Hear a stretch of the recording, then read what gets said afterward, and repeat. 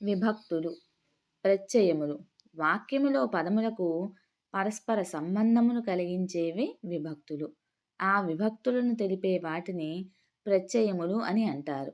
ఈ విభక్తులు 8 రకాలు. ఇక ప్రకృతి వికృతులు. ప్రకృతి భాష, వికృతి భాష. ప్రకృతి రాజు, వికృతి రేడు.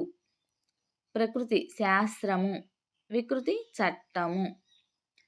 మరలా ప్రకృతి వర్ణము, అది వికృతిలోకి వచ్చేసి వన్నె. ప్రకృతిలో విద్య, అదే వికృతిలో విద్యే. అక్షరము, అక్కరము. ఆధారము, ఆదరువు. కుమారుడు, కొమరుడు.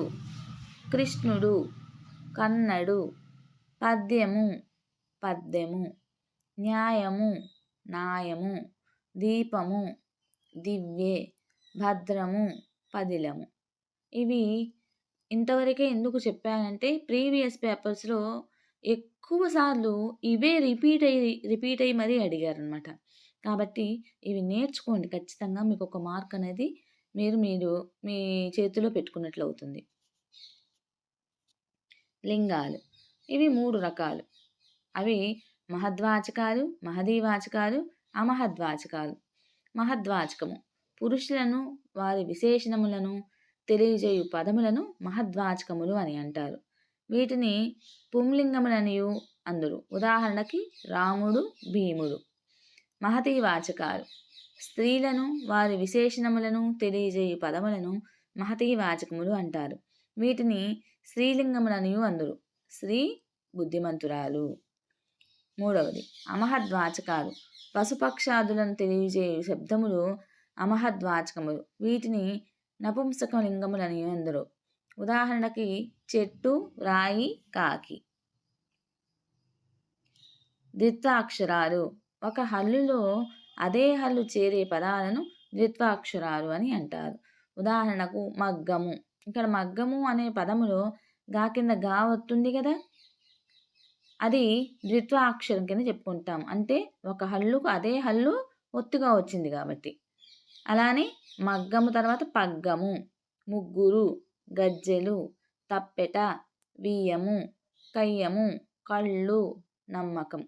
చూడండి, ప్రతి ఒక్క పదంలో కూడాను ఒక అక్షరానికి ఒక హల్లుకి అదే హల్లు ఒత్తుగా వచ్చింది కాబట్టి దాన్ని మనం ద్విత్వాక్షరంగా చెప్పుకుంటాము.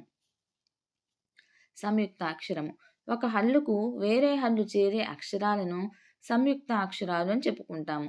ఫర్ ఎగ్జాంపుల్ పద్యము ఉందనుకోండి, పద్యములో ఉన్నటువంటి దా కింద యావత్తు ఉంది కదా, అది సంయుక్తాక్షరంగా చెప్పుకుంటాం. ఎందుకంటే ఆ హల్లుకి వేరే హల్లు ఒత్తుగా వచ్చిందనమాట.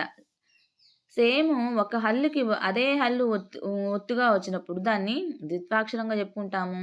వేరే హల్లు ఒత్తుగా వచ్చినప్పుడు దాన్ని మనం సంయుక్తాక్షరంగా చెప్పుకుంటాము. ఇక్కడ పద్యములో ధ్యా అన్నది దా ప్లస్ యా ఇజ్ఈక్వల్ ధ్య. భగవద్గీతకి ది ప్లస్ గా ఇజ్ఈక్వల్ గి.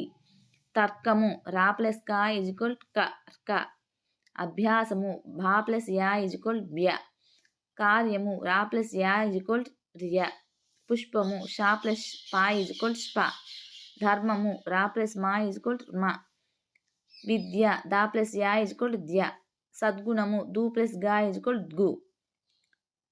ఇవి ఆల్రెడీ ప్రీవియస్ పేపర్స్లో ఇట్లాగా హల్లు వేరే హల్లు అని చెప్పి దాన్ని విడదీసి ఇవ్వటం అనేది కూడా ఇచ్చారండి.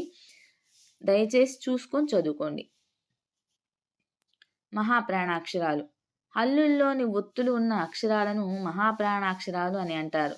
ఉదాహరణకు ఖడ్గము, ఖండము, నెమలి పించము, పటము, శంఖము, పానశాల, భజన, భేదము, భరణి. ఒత్తు అక్షరాలను మనం ఒత్తు పలికి మరి చదువుతున్నాము. ఇక్కడ గమనించాల్సిన విషయం, వాటిని మనము మహాప్రాణాక్షరాలుగా చెప్పుకుంటాము.